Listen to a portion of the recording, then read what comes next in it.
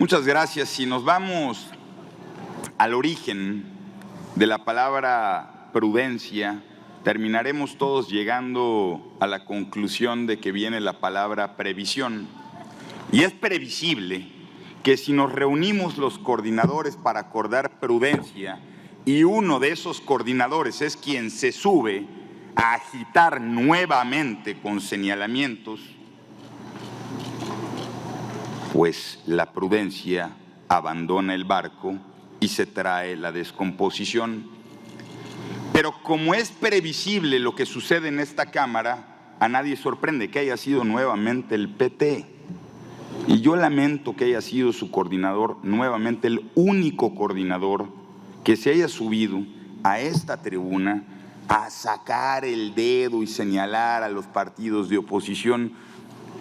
Porque no solo los coordinadores de oposición podríamos hacer lo mismo, sino que también somos más hábiles con la palabra, y no es por presumir, pero en esta intervención nos vamos a guardar la prudencia para que la previsión no cause mayores estragos. Miren, yo coincido en términos generales con el llamado que hace el coordinador Monreal.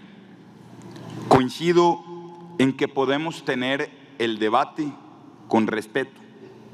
Coincido en que estamos llamados a hacerlo con un nivel mucho mayor al que se expresa. Coincido en que podemos respetar a los expresidentes,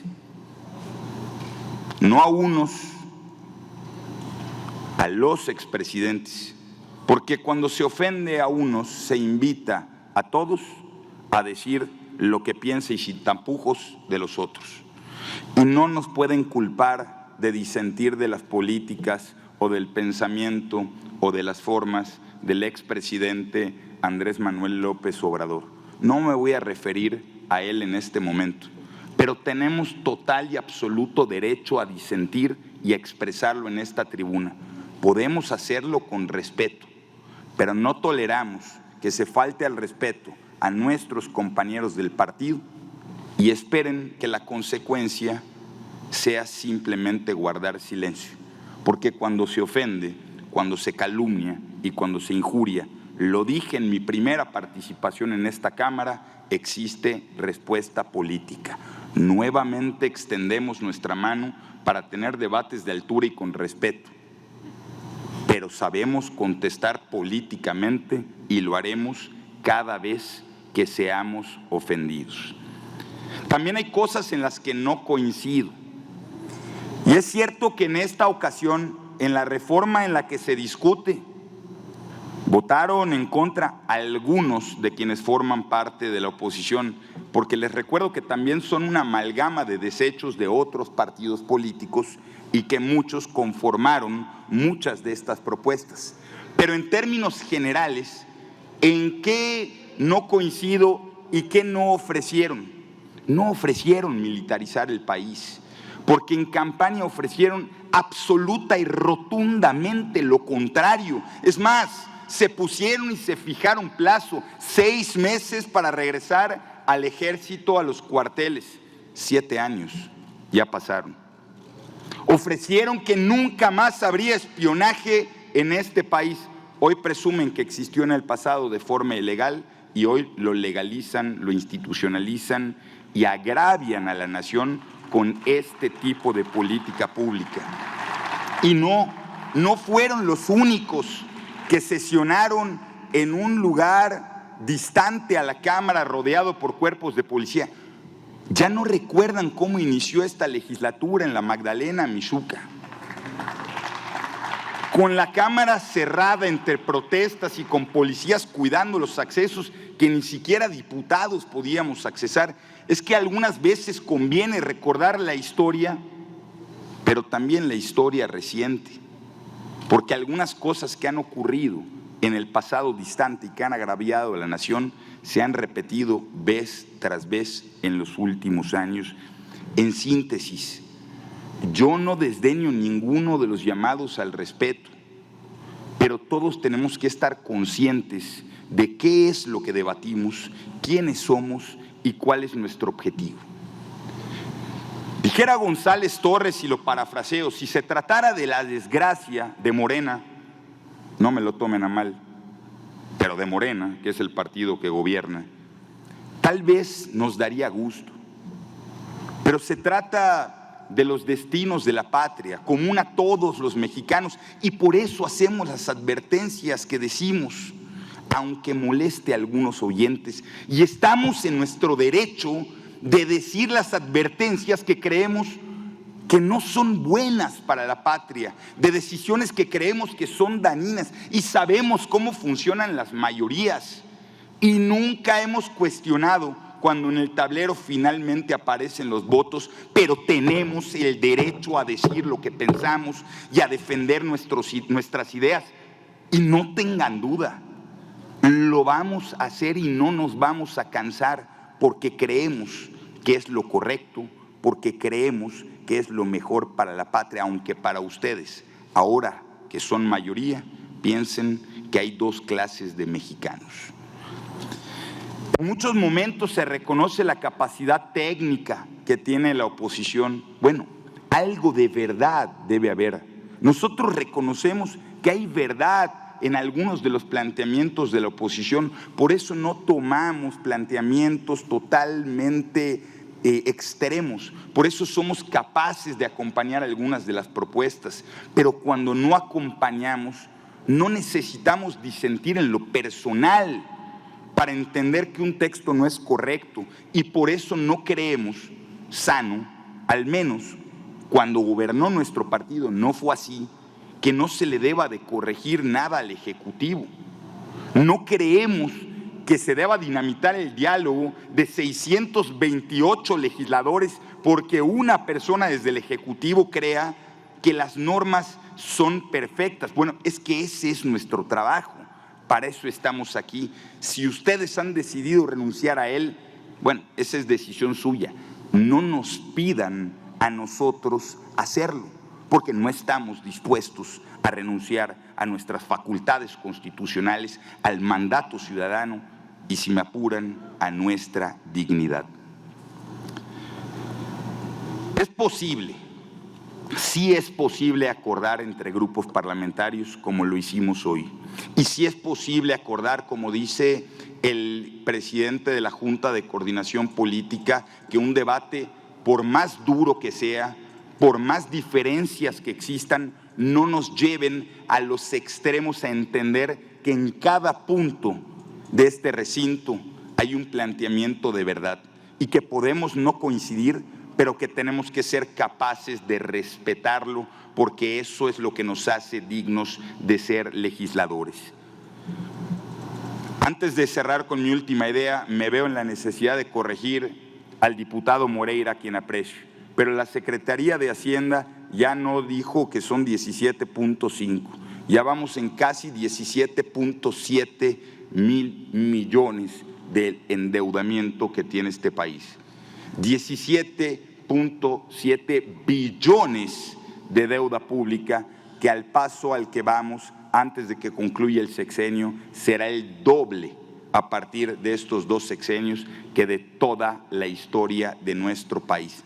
No es poca cosa y no lo asuman con una irresponsabilidad como si fuera un tema de soltura. Van a haber cargado en solo 12 años más deuda que en toda la historia de este país.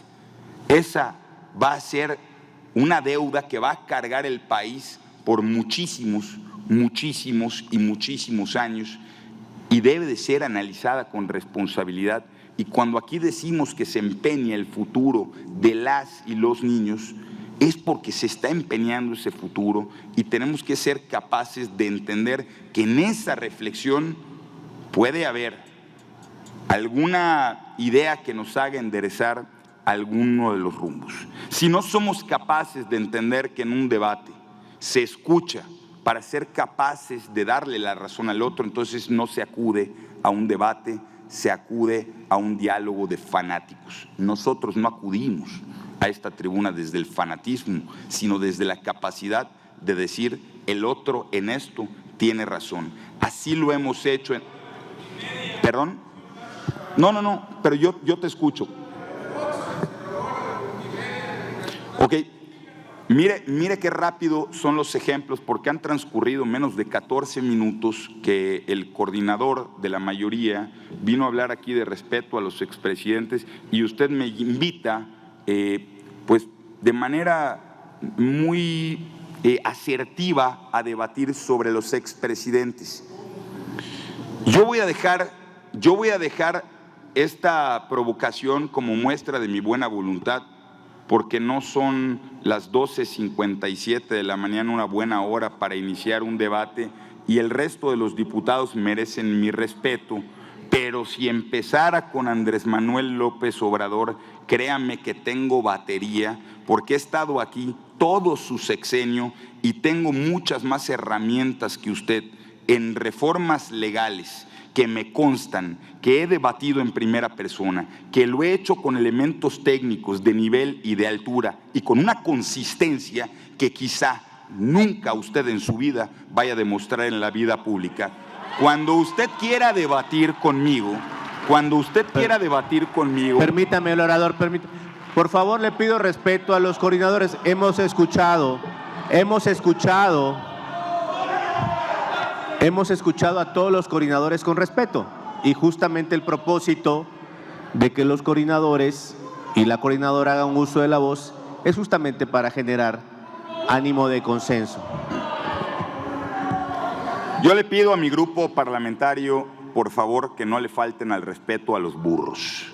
Déjenme concluir esta participación, porque la provocación de un legislador no nos va a hacer al grupo parlamentario del PAN ni faltar a nuestra palabra, ni a los acuerdos, ni a la buena voluntad que por mi conducto viene a manifestarse.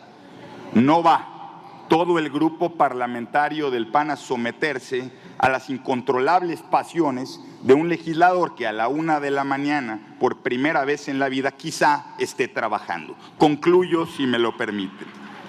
Miren, diputadas y diputados, el llamado que tenemos todos a la responsabilidad no es a la unanimidad ni a la uniformidad. Es a entender que todos somos libres de expresarnos, que podemos hacerlo con respeto, pero que si queremos recibir, tenemos que dar, y lo digo nuevamente, el PAN está dispuesto a establecer debates de altura, con respeto y fijándonos en las reformas que debatimos. Si quieren debatir sobre el pasado, del pasado sabemos mucho, empezando con los años que nos ha tocado vivir. Si queremos hablar de deuda sabemos mucho, porque la que cargamos es suficiente. Pero de lo que más sabemos es de construir futuro y de construir alternativas. Y si ustedes quieren lo mejor para México y quieren construir con el PAN, no tengan duda, nuestra mano está extendida porque queremos lo mejor para México. No le sacamos al debate cuando sea duro, ni le tenemos miedo a disentir en reformas como esta, pero también sabemos construir. Al llamado que hace el presidente de la Junta de Coordinación Política, acudimos de manera respetuosa en la parte que coincidimos. Respeto, nivel y centrarnos en el tema.